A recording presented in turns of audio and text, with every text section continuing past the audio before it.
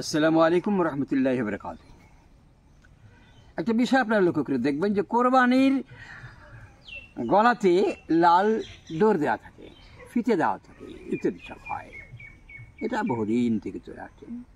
আল্লাহ রাসূল দিতে বলেছিলেন উটের দুম্বার গলাতে থাকত। এর কারণ কি?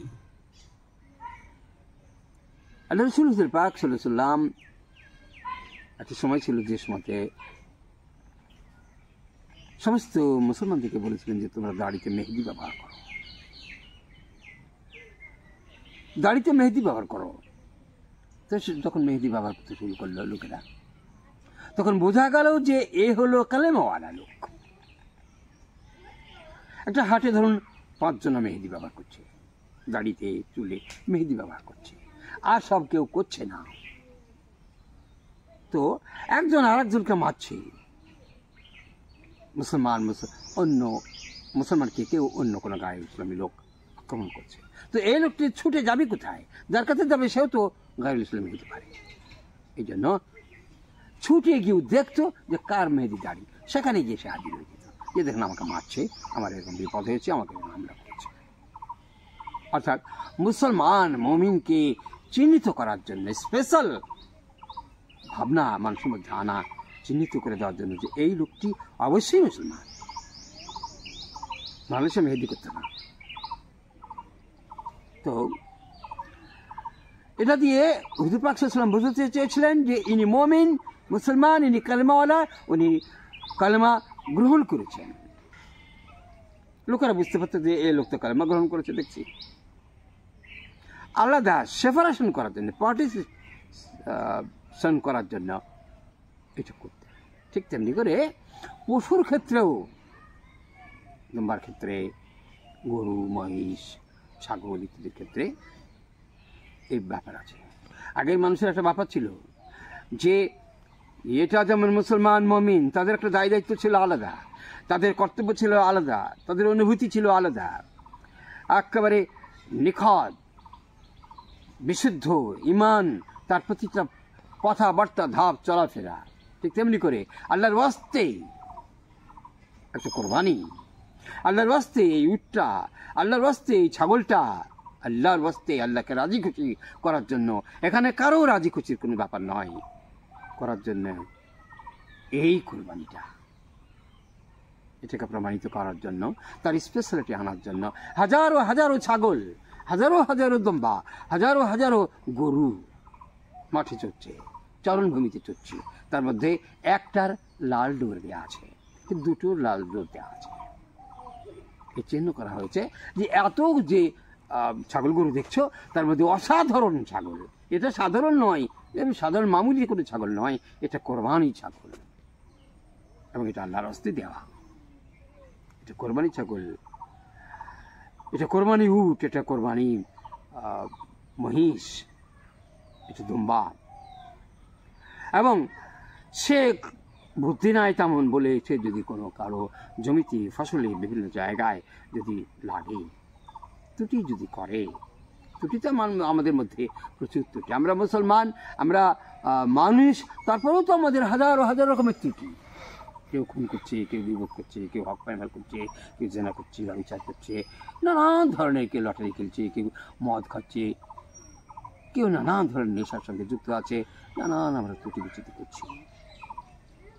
একটা পাতা খেতে পারে, একটা ফসল কিছু খেতে পারে সেই ছাগলটা, তো তাকে এই সেন্সটা পৌঁছে দেওয়া, গড়াই লাল একটা ডোর দিয়ে এটা পৌঁছে দেওয়া যে এইটাকে খুঁত করে দিও না, মেরে হাড় ভেঙে দিও না, মেরে তার পা ভেঙে দিও না, মেরে তাকে কোনো চামড়ার ক্ষেত্রে কোনো গণ্ডগোল করে দিও না, এটা আল্লাহর ওয়াস্তে দেওয়া কোরবানি। এই অনুভূতি, এই মানুষের প্রতি একটা সিম্প্যাথি, এই মানুষের ক্ষেত্রে এবং পশুর ক্ষেত্রে একটা সিম্প্যাথি, একটা সমবেদনা, একটা সহানুভূতি, যে আহা, এটা তো যদি আমি এরকম করে একটা ঢাল দিই কিংবা একটা ইট দিয়ে একটা টুকরো দিয়ে মারি এই কোরবানিটাকে, বাচ্চা যদি চোখে লেগে যায়, চোখটা নষ্ট হয়ে গেলে তাহলে কোরবানিটা আর হবে না।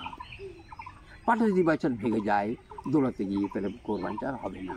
সুতরাং আমার দায়িত্ব হলো কোরবানির প্রতি এক ধরনের ব্যবহার, আর অন্য সাধারণ ছাগলের প্রতি আলাদা।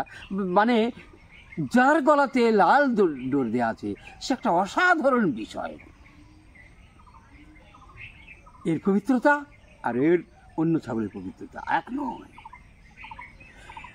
এবং এর প্রতি যে ব্যবহার করতে হবে এবং অন্য ছাগলের প্রতি ব্যবহার করতে হবে একরকম নয়। যদি অন্য ছাগলের প্রতি যদি ব্যবহার, যদিও আল্লাহ সৃষ্টির প্রতি সদা ব্যবহারই সবসময় কাম্য, কিন্তু তবুও ওটা যদি একত্র খুঁত হয়ে যায় কোনো ক্ষেত্রে তাহলে সেটাও চলতে পারে। কিন্তু এটা যে আল্লাহর ওয়াস্তে কুরবানি দেওয়া যায়, এটাকে কোনো খুঁত করে দেওয়া যাবে না, নিখুঁত হতে হবে। এর প্রতি সিম্পাতি দেখাতে হবে। আল্লাহর কাছে এই কদিনের মধ্যে চলে যাবে, আল্লাহর ওয়াস্তে তাকে দিয়ে দিয়েছে। যে লোকটাই কোরবানি করুক না কেন, সে লোকটা বুঝতে পারছে না যে কোরবানিতে এসে কারো ফসল লেগেছে, আমার ফসল লেগেছে, বুঝতে পারছে না। তাই কোরবানির প্রতি এমন ধরনের রূঢ় আচরণ, এমন ধরনের বিষাক্ত ভয়াবহ আচরণ না করাই, হামলা না করাই ভালো। এটার জন্য ওই ডোরটা দিয়ে দেওয়া হয়েছে, লাল ডোরটা। যেটা কোরবানি আপনারা সেইভাবে ব্যবহার করবেন, তার সাথে সেইভাবে ভদ্রতা রক্ষা করবেন, সেইভাবে এর প্রতি সহানুভূতিশীল ব্যবহার করবেন। এটা বহুযুগ থেকে চলে আসছে।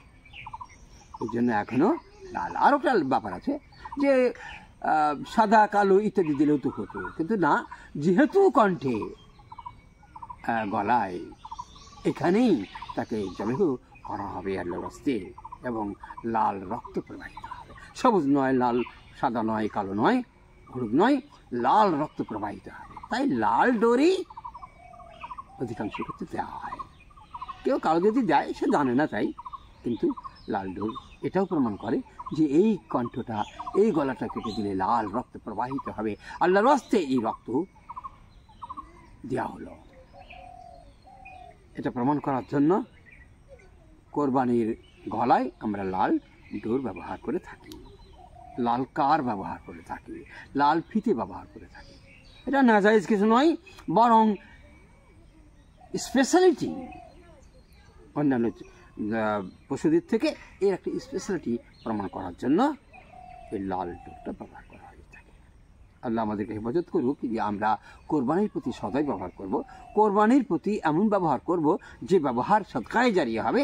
কিয়ামতের মাঠে কোরবানির প্রতি আমার সদয় ব্যবহার কারণে আমি যেন আল্লাহর নবীর সাথে উঠতে পারি, সাফায়াত হতে পারি। সাফায়াত আল্লাহর নবী যেন করে, এবং আল্লাহ যেন বিনিময়ে আমাকে জান্নাত দেয়। আল্লাহুম্মা ইন্না নাসআলুকাল জান্নাতা ওয়া নাউযু বিকা মিনান নার। ইয়া খালিকাল জান্নাতি ওয়ান নার বিরহমাতিকা ইয়া আজিজ ইয়া গফফার ইয়া কারীম ইয়া সত্তার ইয়া রহিম ইয়া জব্বার ইয়া খালিক ইয়া বার। আল্লাহুম্মা আজিরনা মিনান নার ইয়া মুজির ইয়া মুজির ইয়া মুজির। এটাই হলো লাল ডোরের তাৎপর্য। আসসালামু আলাইকুম ওয়া রাহমাতুল্লাহি ওয়া বারাকাতুহু।